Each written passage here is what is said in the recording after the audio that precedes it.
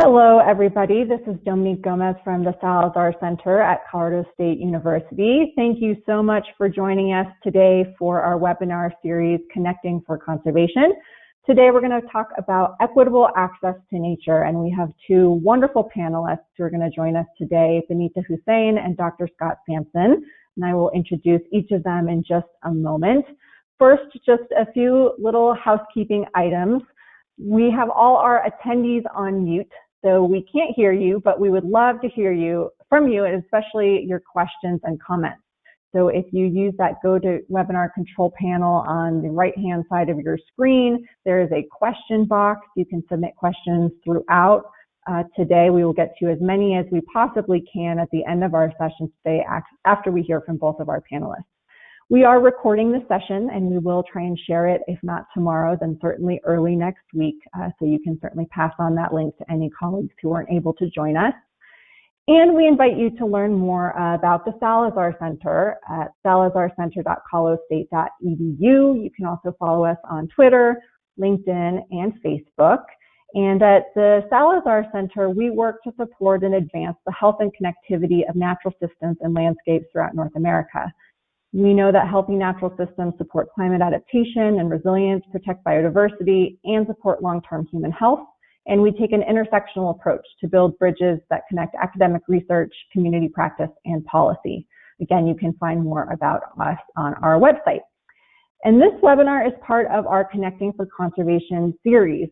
We've been exploring different topics in conservation from the beginning of the year to today, everything from climate adaptation and resilience, urban forestry innovations, health and equity and biodiversity, and cross-border work. And at the very end of the session today, I'll share a little bit about our upcoming webinar next week.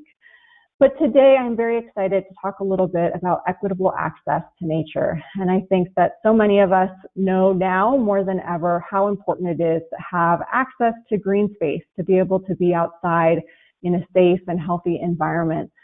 Especially when we've been cooped up in quarantine across the country and really across the world. But many of you probably know that in many ways, this equity is not something that we already have. Access to nature is often in many cities something that just reflects in one more way the unjust society that we live in, and in particular, certain communities of color often lack the easy access that the other communities enjoy.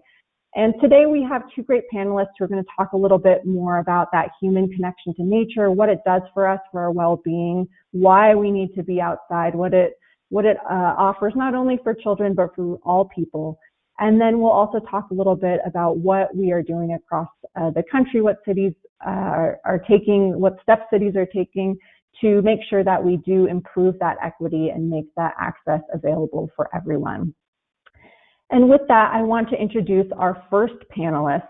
I am so excited to welcome Dr. Scott Sampson to the webinar today. He is the Executive Director of the California Academy of Sciences, where he leads the institution's world-class museum, as well as its programs of scientific research, sustainability, and education.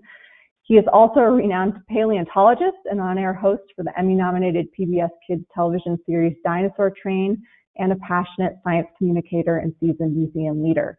Before joining the California Academy, he has served as President and CEO of Science World British Columbia, Vice President of Research and Collections at the Denver Museum of Nature and Science, and was the Chief Curator at the Natural History Museum of Utah.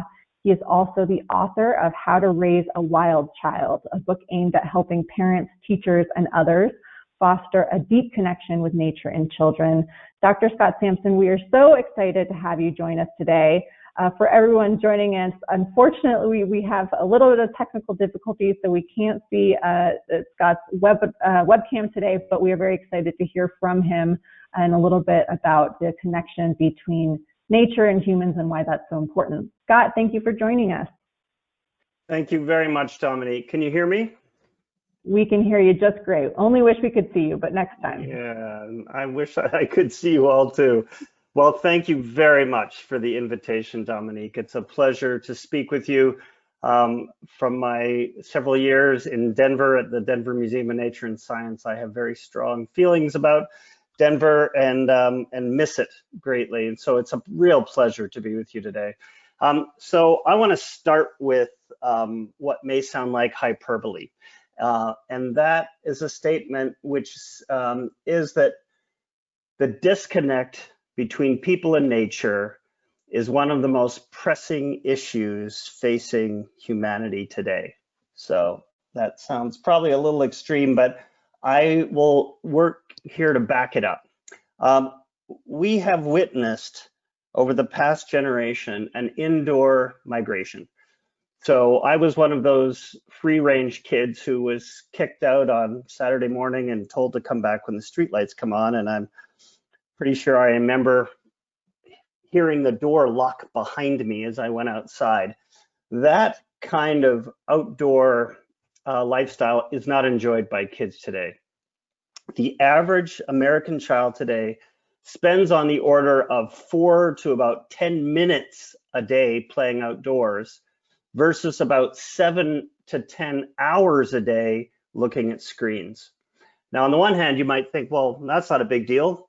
You know, so we live more indoor lifestyles. Well, it turns out that it is a big deal, in large part because of this indoor lifestyle and the use of screens. We have seen skyrocketing rates of such conditions as obesity, attention deficit disorder, type 2 diabetes, depression, even myopia, to the point where one US Surgeon General said that this generation of kids growing up today could have a shorter life expectancy than their parents for the first time. Meanwhile, there is a growing mountain of evidence that shows the power of outdoors, especially wild outdoors, but even semi-wild outdoors. And this is where we're going to hear from Benita in a little bit. And I'm a huge fan of the work for the Trust for Public Land to allow every child and adult to be within a 10-minute walk of a park. And here's a few reasons why. And if you're interested in the research on this, I strongly recommend you go to the Children in Nature Network website, where they have documented all this research. But just to give you some of the highlights, just being out in nature reduces stress. It improves your mood. It impacts your immune system in a positive way. It reverses a lot of the tension and anxiety and sadness that people often feel indoors. More than 2/3 of people choose a natural setting to retreat to when they're stressed.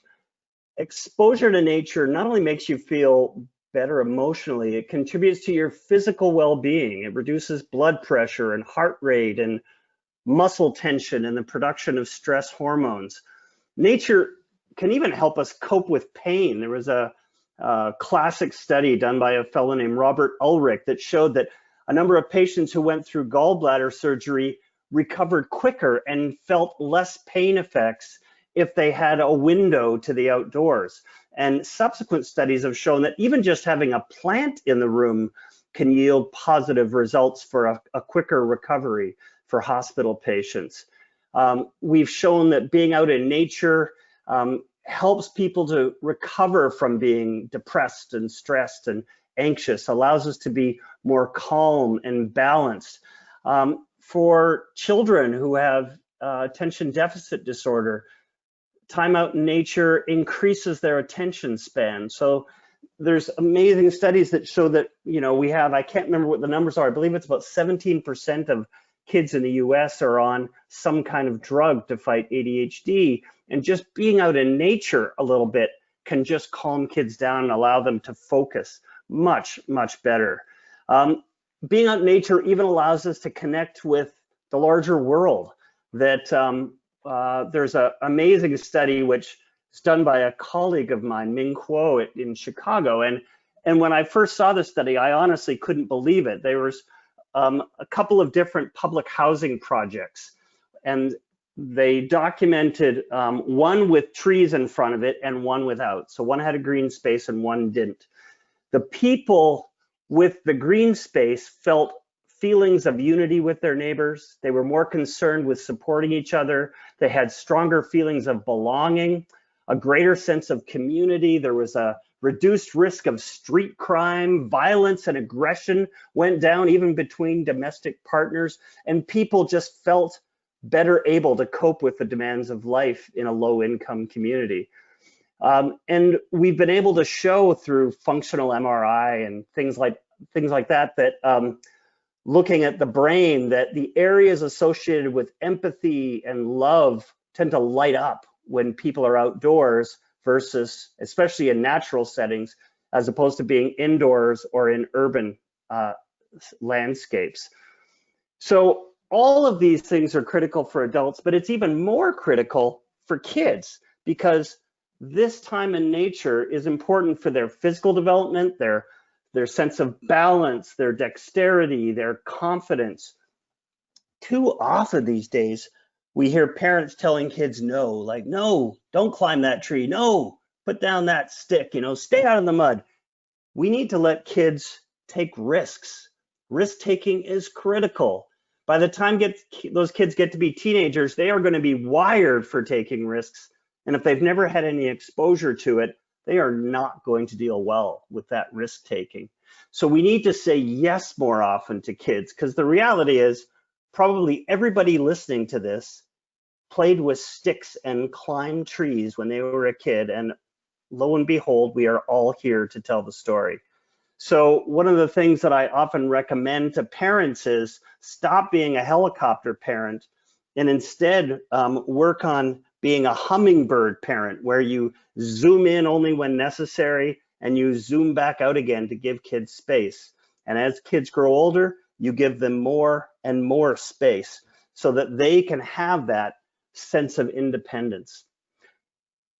I'm also a big fan of creating nature mentors, and that is teens and adults that can mentor younger kids, because it's been shown that kids that are exposed to nature early on tend to develop a lifelong connection to the natural world. And it's more difficult to get that connection later in life. So I'm a huge fan of programs that get kids out into nature early. And Denver has some wonderful ones, including for kids in under-resourced communities. So for example, in Montbello, there's environmental learning for kids that's headed up by Loretta Pineda. In wonderful program working with the kids in Montbello, allowing them to feel this sense of belonging in a group. They're out fishing, they go hiking, camping, all these different things. Similarly, just up north near Boulder, Lafayette, the Thorn Center, led by a terrific fellow named Keith DeRosiers, they've started this program called Nature Kids Lafayette, working with these kids from underserved communities and connecting them with the natural world.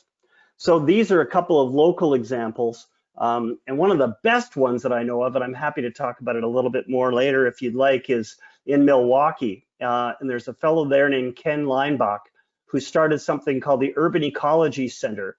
And it's kind of a cross between a nature center and a community center. And he only puts these in under-resourced communities, only when those communities are willing to collaborate and work with him and really welcome those. They only serve a 2-mile radius, and they are all about connecting kids from these under-resourced communities with the natural world. And they give them all kinds of opportunities, both through the local schools and through after-school programs. Families get free memberships, etc. So there are some really terrific models out there. So going back to my original hyperbole, why is this so important to the world? Well, we are at this pivotal moment in time when we may lose up to 1 million species before the end of this century. In fact, even sooner than that, we could potentially lose half of all biodiversity alive today. And when we're losing that biodiversity, whether the climate is warming or not, we are ripping apart the threads in the web of life which support us. And so connecting people with nature, in particular, helping them understand and care about local nature, is absolutely critical. We need to shift our perspective on the natural world. Instead of seeing nature as resources to be exploited, we need to begin to see nature as relatives to be respected. And that kind of dramatic transformation is only going to happen if people understand the places they live, and if they spend abundant time in nearby nature. And once again, the wilder, the better. And it turns out that for areas where there isn't much nature, which of course is especially true for low-income communities, it is not that difficult to add it. It is as simple as adding native plants, because native plants attract native insects that evolve to feed on those plants in that place. Native insects attract native birds, etc.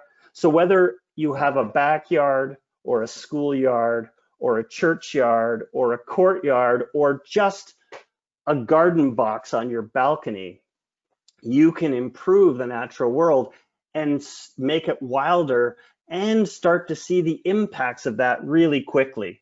I'm a huge fan of gardens, vegetable gardens.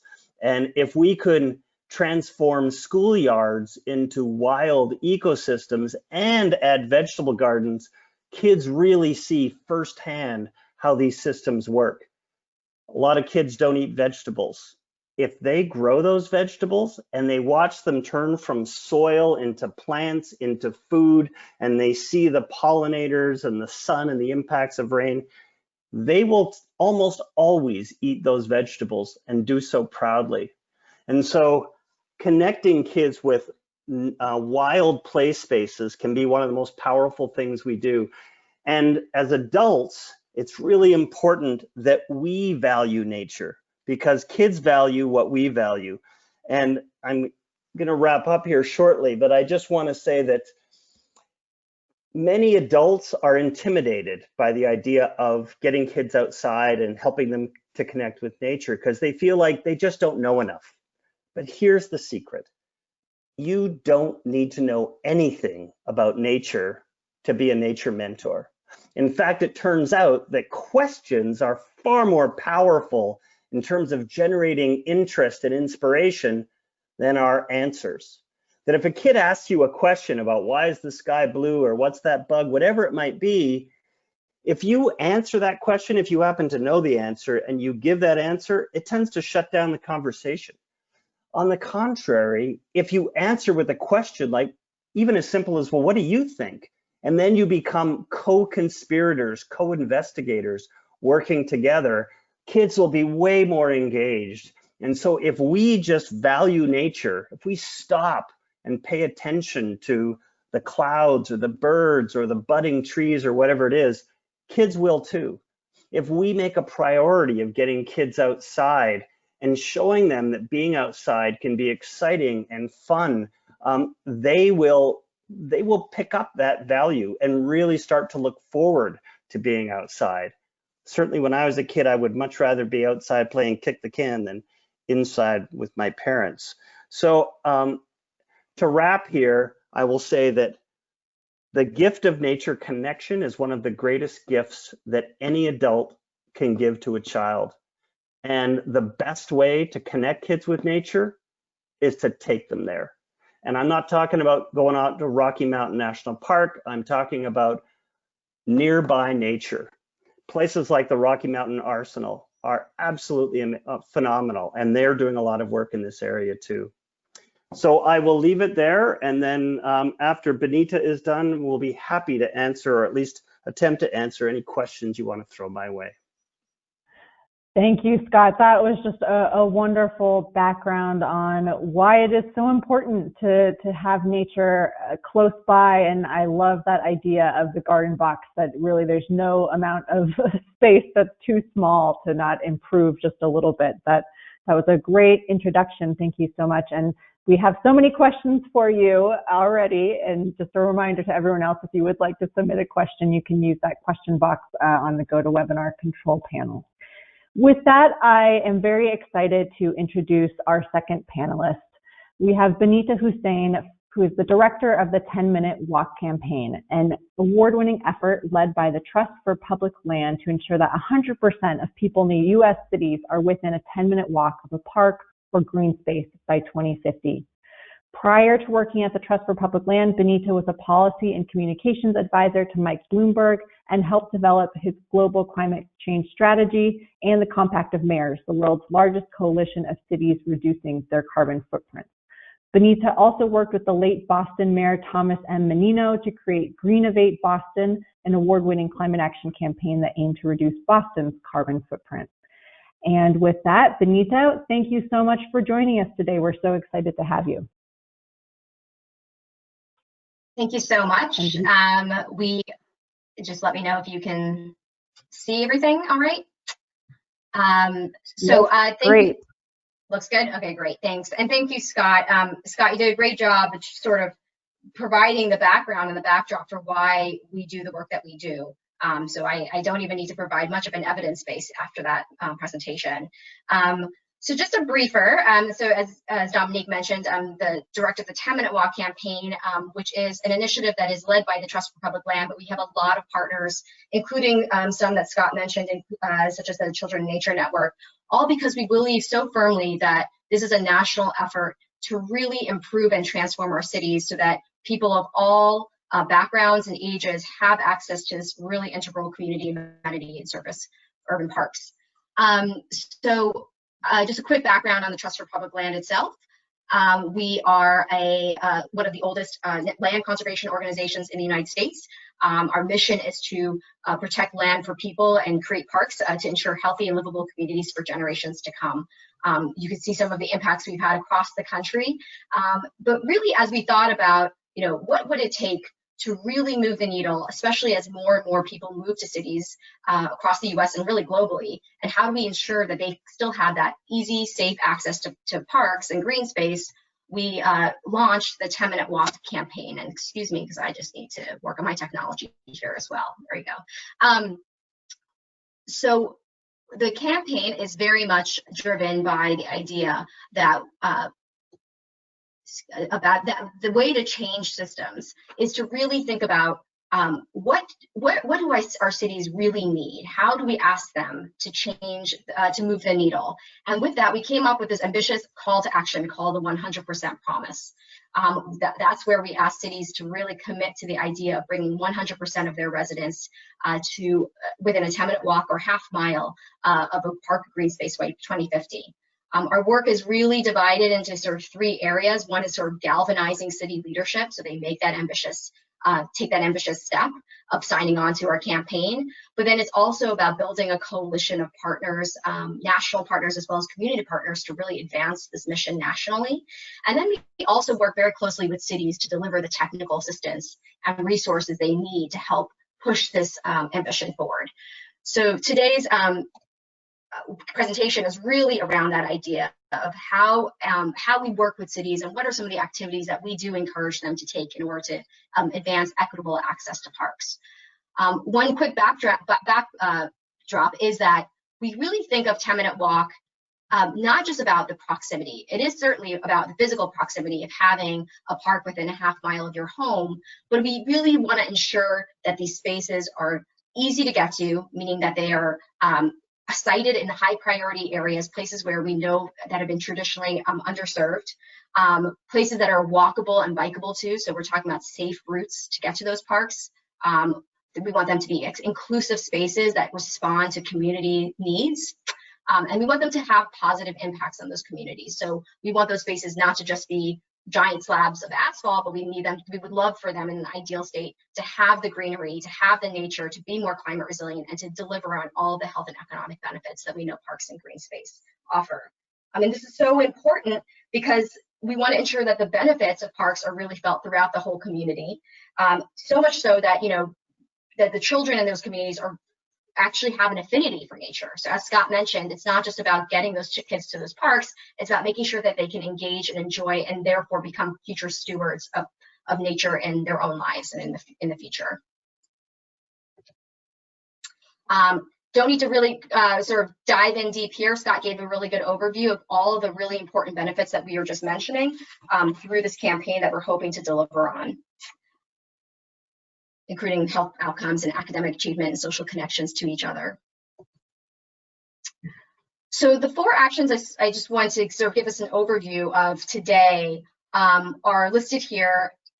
They are absolutely, almost each action actually deserves its own webinar. They're incredibly meaty, but these are what we feel are the right sort of buckets of activities that cities can really undertake to drive equitable distribution of parks and nature across their cities. It's really around prioritizing and targeting financing towards parks in the highest need communities. I've already spoken about harnessing city leadership to galvanize that political will from the top to ensure parks and nature are top of mind for those sort of planning the future of our cities. But prioritizing financing and planning, finding maybe even non-traditional spaces such as green schoolyards that are well distributed across the country, across cities, so that we're really unlocking new types and well-distributed forms of parks and green space. And none of us can talk about equity or fair distribution or being responsive to the community unless we really talk about making sure that those communities and residents are involved in all processes from start to finish. So really thinking about honest, ongoing community involvement.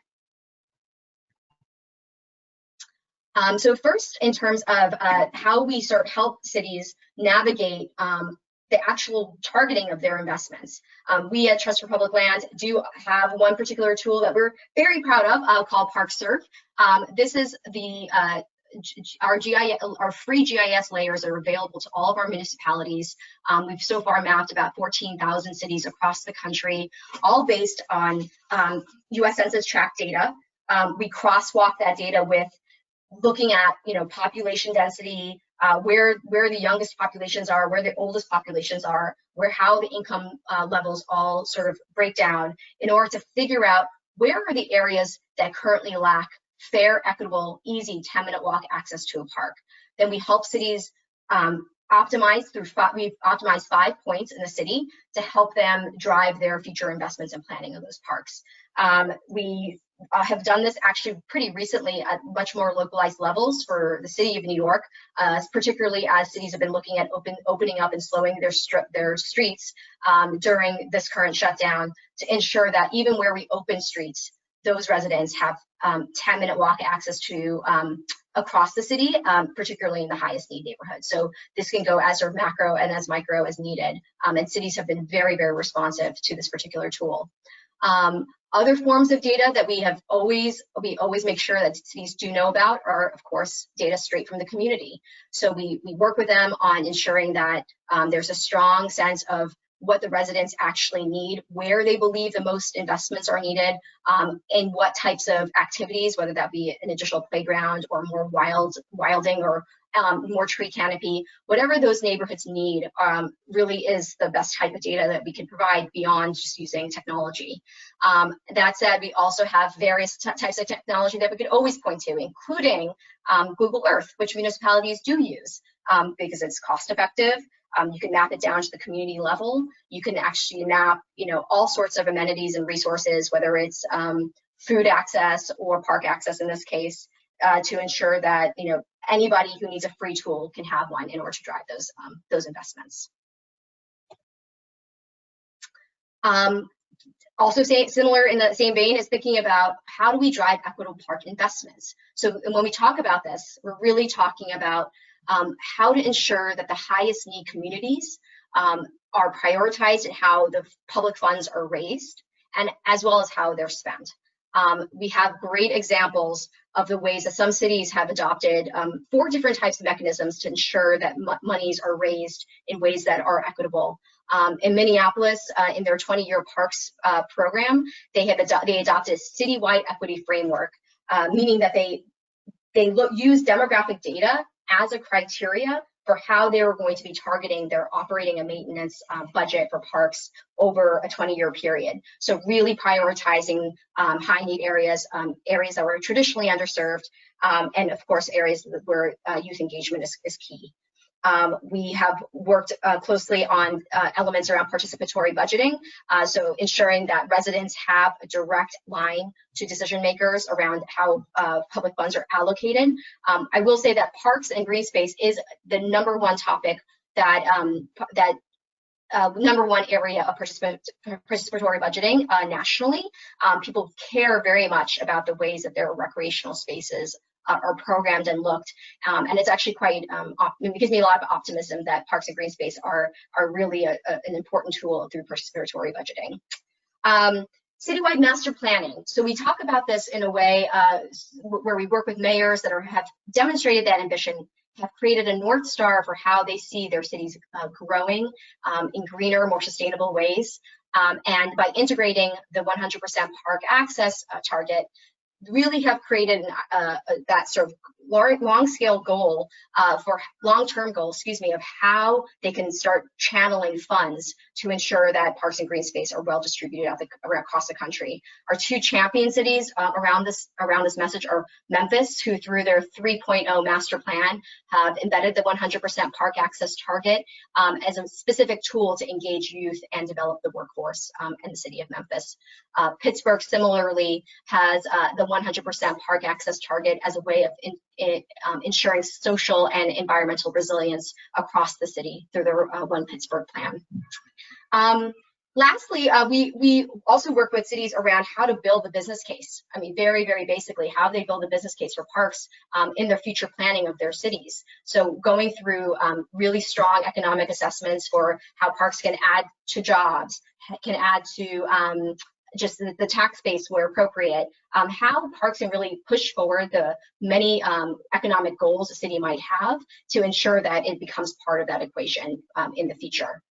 I sort of, the gray box at the bottom is really thinking about some of the more innovative ways that we've seen public funds raised. So even at the traditional financing mechanisms, such as just taxes and bonds, states and municipalities are looking at the ways that they can ensure that those monies that they're collecting from taxpayers and from borrowers or from bondholders are actually channeled towards equitable purposes. So California's recent Proposition 68, ensuring that urban parks in the LA County area that were highest need got that money first, so that parks and green space were built before being distributed to other parts of the state. Conservancies and of course land banking. So the Trust for Public Land, very much a long leader in the idea of holding land in trust to ensure that parks and green space and affordable housing and other amenities that are needed for local communities stay in the hands of those communities. The Atlanta Beltline is one of those very innovative infrastructure projects that started purchasing land around or banking land around this huge new park in order to make sure that affordable housing and residents could stay in place as a city greened. And other examples of ways of working on financing tools that can drive equity, private philanthropies that obviously currently have an equity and justice lens, federal disaster relief and climate programs that are ensuring that frontline communities have access to resilience tools, of which parks and green space are a part. And of course, school districts and hospitals have been important partners in ensuring that, as I mentioned, that equitable distribution of parks and green space around cities. As Scott mentioned, schoolyards. So when we think about the physical aspects of parks and green space and how to ensure that in a cost-effective way, we can they are around the city, so a city doesn't necessarily have to purchase that land and develop it. We work really closely with cities on helping broker relationships with schoolyards and school districts, who are one of the highest landowners around the country. So we know that by creating these relationships, working with them on contractual relationships, unlocking and dealing with liability issues that come with openings after our schoolyards, we can actually serve 19 million more people in the country with parks and green space, most of whom are children. So we really think that this is our top tactic as far as the campaign, as far as the Trust for Public Land, to ensure that equitable access to parks and green space.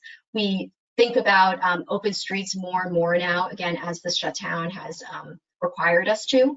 And again, always ensuring that these spaces are responsive, that they are green, that they are areas that people can actually enjoy, rather than just opening up spaces around the city. I've left examples here of places where access to schoolyards through a shared use agreement between the city and the school district, park department and school district would actually unlock an enormous amount of access. Inglewood, California, you can get up to 100% just purely through relationships with the school programs. Connecticut, East LA, I mean, we really see this as the major opportunity to drive this goal forward. And lastly, what we were just talking about is ensuring that the community is involved throughout the whole process. We really, we see ourselves certainly as an initiative that's working with mayors and cities from the top down, but this is really a movement that we are talking about, and the only way to ensure that this movement is effective is to make sure that residents who are affected by these infrastructure decisions are brought to the table in decision making and in feedback. And a really good example of how this has worked well has been with the 11th Street Bridge Park in Anacostia in the DC area, who have coined the phrase that they're flipping the sequence. So rather than just deciding that they're going to plop a park down in the Anacostia area, they're actually working very directly with the community on building an equitable plan, an equitable development plan that includes job training, home buying training, real arts and programming to ensure that the communities around the area would be users of that park before even building the park. And it's been a very long process. It's been a cost-intensive process, but one that everybody knows is the best way to actually ensure that the parks feel that they are engaging the community in a real way. And other examples, we just ensure that the community is, again, part of that budgeting, part of that land banking and discussions around how the land will be used around the parks. And then also always wanting to involve the arts and culture sector. So that's part of the placemaking movement, making sure that the cities are responsive, by thinking about the culture of the neighbors and the residents and the users of those parks is super important. And we're working in Kansas City directly with the Kansas City Art Museum on how they can work more closely with the Parks Department to ensure that the culture of the parks around the city are, again, responsive. So just wanted to provide in whatever the feedback or the follow-up will be to this PowerPoint, all of sort of the links and the resources that our partners have put forward around this PowerPoint. And that said, again, there's so much here, and I wish I could talk for an hour, but there is, we are just really excited about having this forum to share some of the work that we're doing with cities directly, and just are very happy with the fact that this is a real important movement. I think, as Scott mentioned, there's just more and more evidence about how important it is to link children and all residents to parks and green space. And as we've seen in the last month, really now is the time when we should just keep on driving forward, especially as the communities recover and rebuild. We really think parks and green space have become an essential critical infrastructure for cities, and we see that more than ever. So thanks for your time. I look forward to questions. Thank you so much, Benita. That was a great addition to everything that Scott shared, and I think it really set up our conversation really nicely. I'm so excited all the work that you are doing at the 10-Minute Walk campaign and at TPL to help cities to improve equity and access to green space. With that, we will now move into our Q&A. I'm going to share my webcam here, and I know that hopefully we will see Benita and Scott. We only wish that we could see you as well, but we can hear from you if nothing else. We have lots of questions. We're going to get to as many as we can. I'm not even going to take the moderator's prerogative and ask my own question just because we have so many good ones here. So we will get to a few. So let's just start with a recent question. And Benita, this will go to you first, and then Scott would love to hear what you have to say. So Benita, this person asks about the amenities that you mentioned. They say not all parks are created equal. What's the most important thing to make sure you're giving the health benefits and the benefits to the community if you're creating a new park? Benita, any thoughts? And then Scott would love to hear what you have to say as well.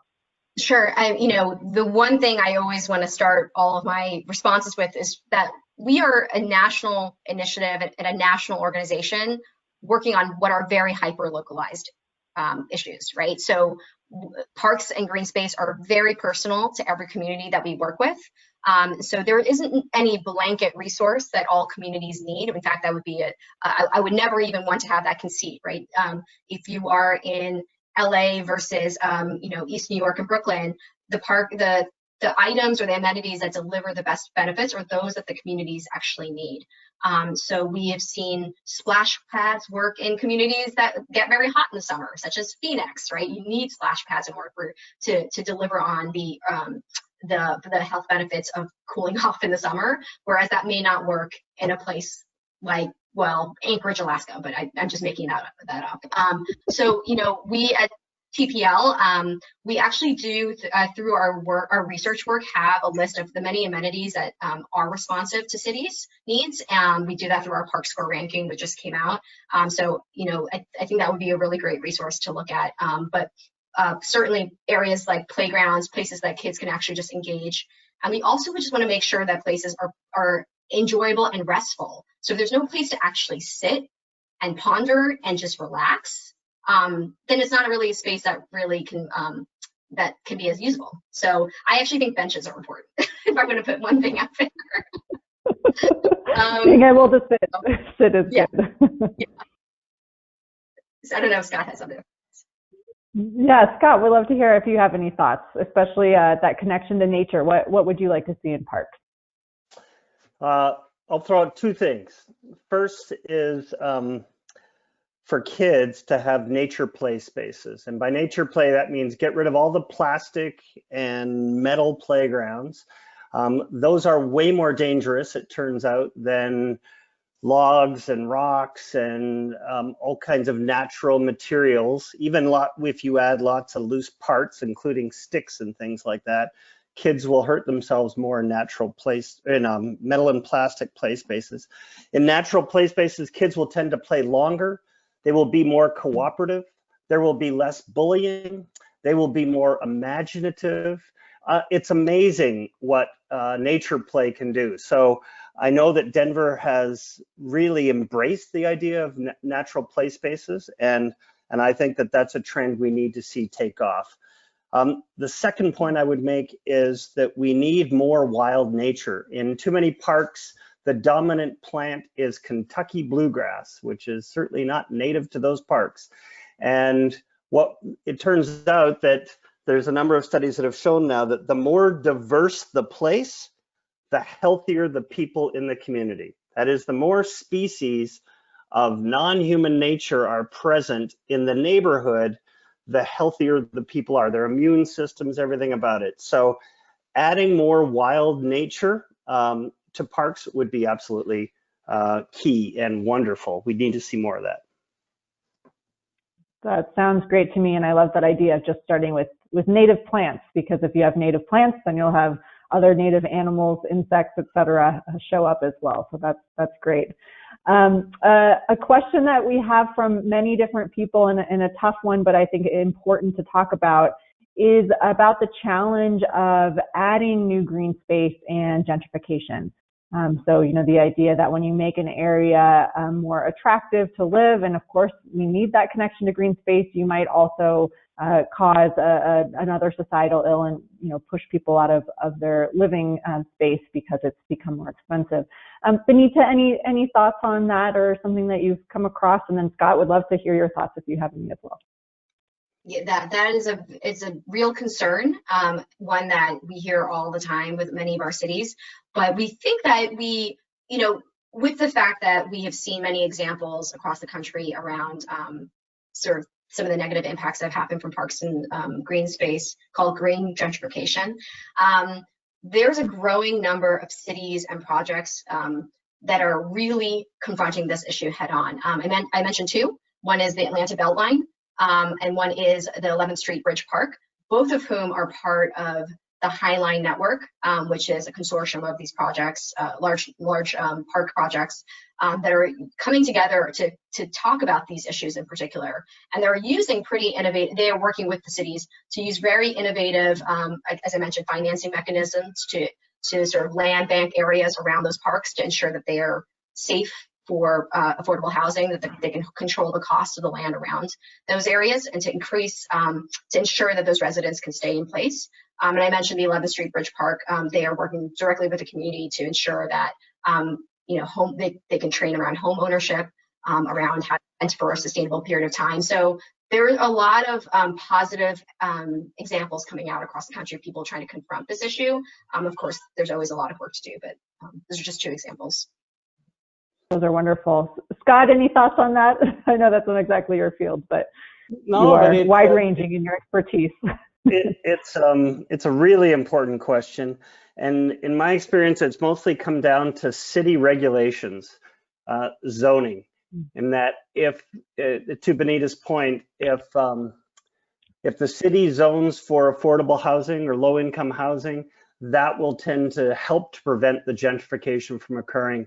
So creating opportunities for small local businesses, et cetera, if we can do the things that allow those neighborhoods to stay basically as they are with the residents they are, then they will not gentrify over time. But a lot of it really does come down to how the city views it, and is the city willing to take a stand on zoning.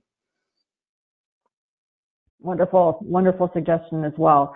Another question, and Scott, this came in when you were speaking, and Benita, I think you spoke to this a little bit as well, about creating new space, new green spaces, new nature when there isn't any easily accessible. So Scott, you talked a little bit, you said, your backyard, a schoolyard, a garden box, a churchyard, a parking lot, that there's many different places you can start. Can you talk a little bit about what you've seen in the research and bringing that in, even a very small scale? And then Benita, if you want to add particularly all the work you're doing with schools, we'd love to hear. But Scott, let's start with you. Yeah, I think maybe the most powerful way of approaching this that I know of is the idea of transforming schoolyards into green spaces and making those green spaces available after school hours, because every community has schools close by. And if we had a concerted effort to green those schoolyards and add natural ecosystem elements and outdoor classrooms and natural play areas, this has happened in a number of places in Texas in particular, and it's also very common in the UK, and they'll even hire people who are nature play experts who will kind of sit there and make sure the kids aren't doing things they shouldn't, and also just to keep an eye out for other kinds of negative elements that might come in, and that is the simplest way to do it. The other example that I mentioned in Milwaukee, the Urban Ecology Center, is really powerful too, where you take spaces that may be abandoned or just partially green, and you get a community-based effort to re-green those places so that people get a sense of pride around them. Community gardens can be part of that, etc. And I think those community-based efforts are often the most powerful. Definitely. Benita, anything to add? No, I 100% agree with that. And there's also been quite a bit of success in Philadelphia around the greening of vacant lots. I had to sort of gloss over that a little bit, but taking spaces that have been forgotten and reclaiming them. The communities have done a really good job of reclaiming spaces that work for them. So while our schoolyards work, Scott described it perfectly. That's more at the sort of policy level. It's about ensuring that the city and the Parks Department and the school districts are aligned on some of this shared use. There are so many spaces that communities can reclaim, and we need to create those enabling environments for that to happen. Makes a lot of sense. We have a few questions here about animals. So the idea is that you create some natural space and hopefully maybe attract some native animals, but then there's also dogs, and people often needing that space for their dogs.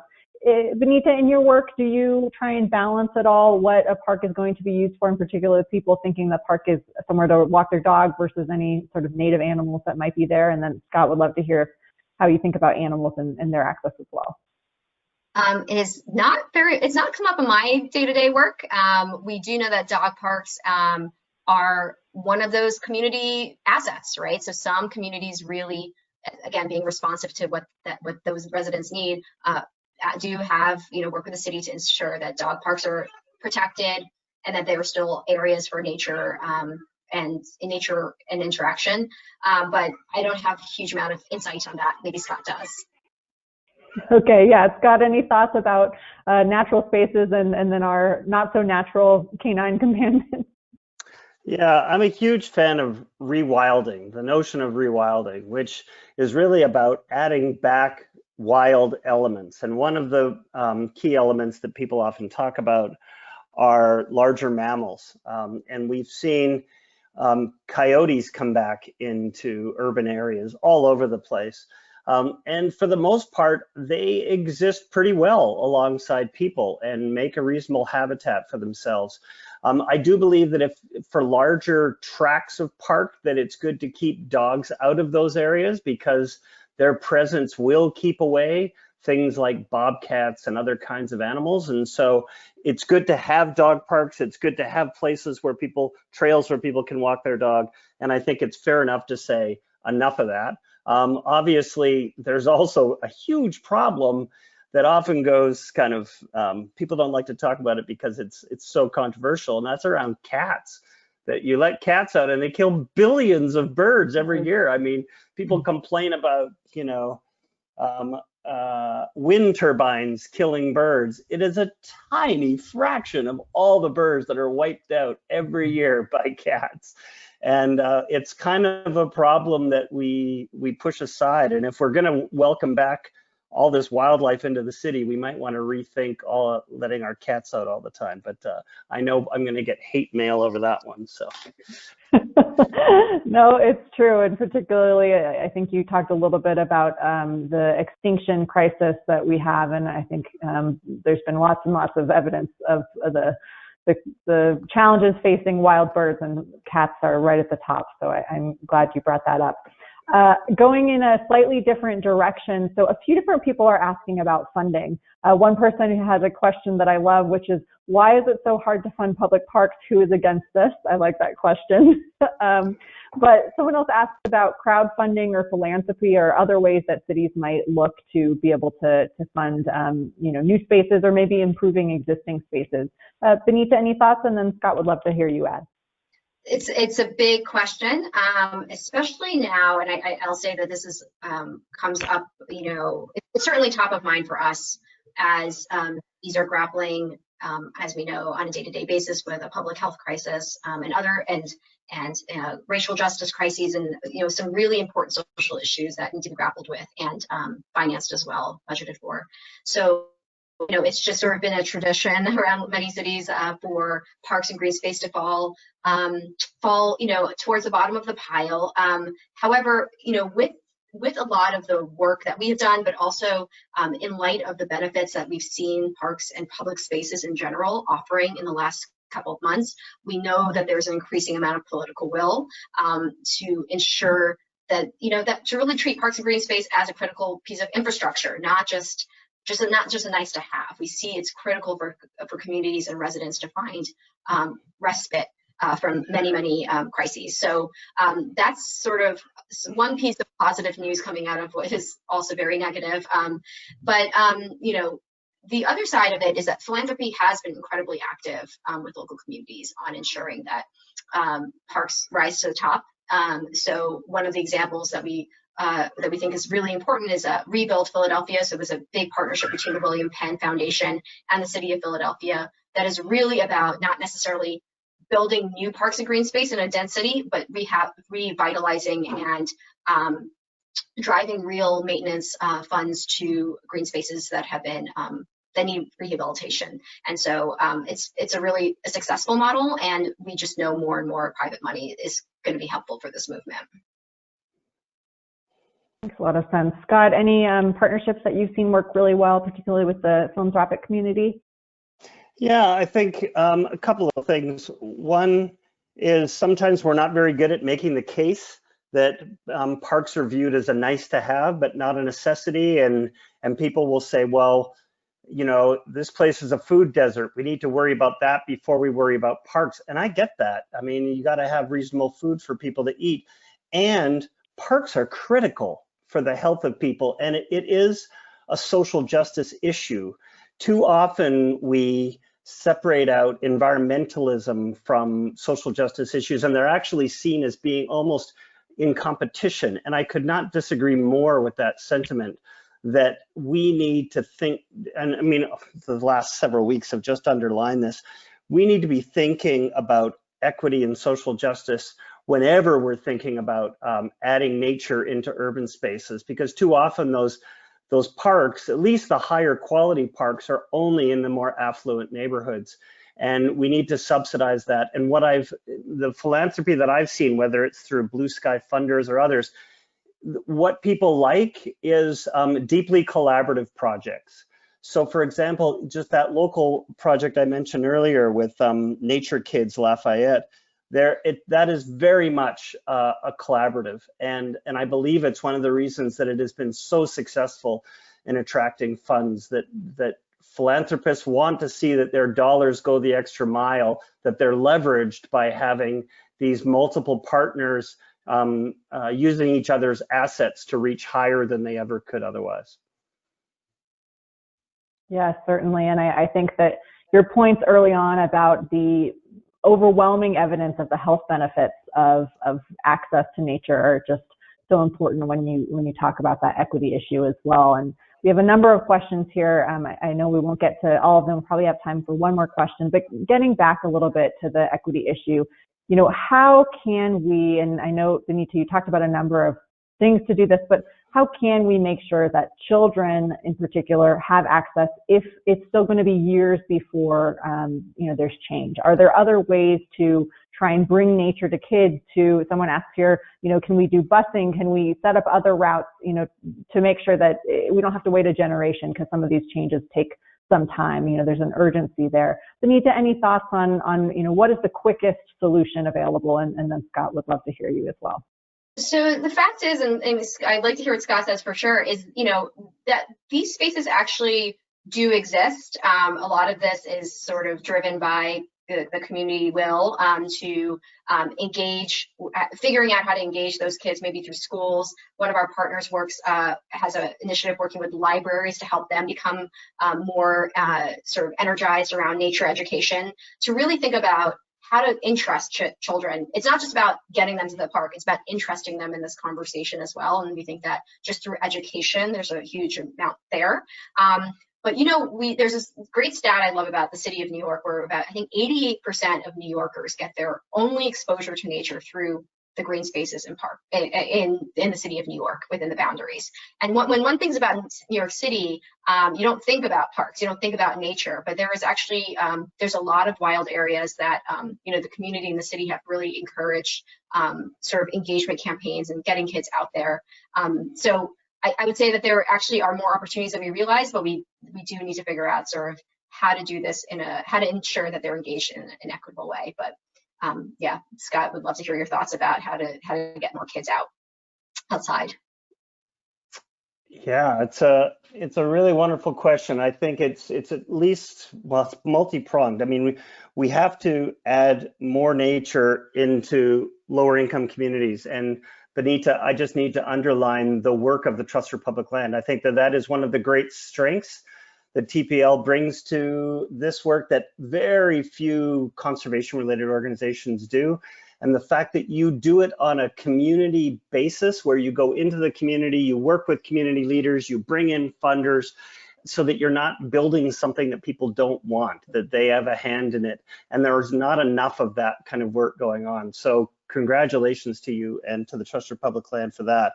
And we need more efforts to really not just bring parks, but high quality nature settings. These neighborhoods typically are not short of abandoned lots and other spaces that can be used and can be interconnected. I'm really impressed by how Elk in Montbello is now starting to connect much more with the Rocky Mountain Arsenal, that for years there was just a fence there and the kids rarely went in, even though they were just a few blocks away. And now there's really efforts to connect people to that. So on the one hand, it's about connecting people with the nature that's around them and increasing the quality of that nature. On the other, I think it's about getting kids out to even wilder nature. And here I want to credit the Denver Museum of Nature and Science and the great work that they've done, building relationships with local communities and partnering with others who are getting kids from these communities out into places that they otherwise have never been. Elk does this work as well. And it's important for these kids to experience what wild nature is like. There's so many kids in Denver who've never been to the mountains. And, you know, I'm in the San Francisco Bay Area. Many San Francisco Bay kids, or many kids in San Francisco, have never been to the ocean, and we are on the ocean. And so creating programs that take kids to wilder nature have shown to have huge benefits and long-term impacts on those kids. And those kinds of programs often are not that difficult to fund. And especially now with sort of us raising awareness around this, all of the inequities out there, I think it might even be easier to go and make the case for raising money to help these kids. Yes, I agree. And I think if the two of you haven't made the case, I don't know what will. So I just want to thank you. I can't believe how quickly this hour went, as always, but want to thank you both for your contributions. And you're both doing very important work. I think now more than ever, we know that we need to work towards a just society, and that means being able to make sure everyone can get outside safely and in a welcoming environment. Really briefly before we end today, I want to mention that we do have an upcoming webinar next Thursday. We will be continuing to talk about large landscape conservation concepts like 30 by 30 and half earth. We'll be talking about the part that working lands play in that. So a little bit of a controversial topic maybe for some, but an important topic nonetheless. That's next Thursday. And lastly, I just want to thank you again, Benita and Scott. It was a pleasure to talk with you today. Thank you so much, and keep up the good work. Thank you. Thanks for having us. Yes, thank you, Dominique. Really a pleasure, and nice to speak with you both today. Take care. Thank you. Take care. Thank you, everyone.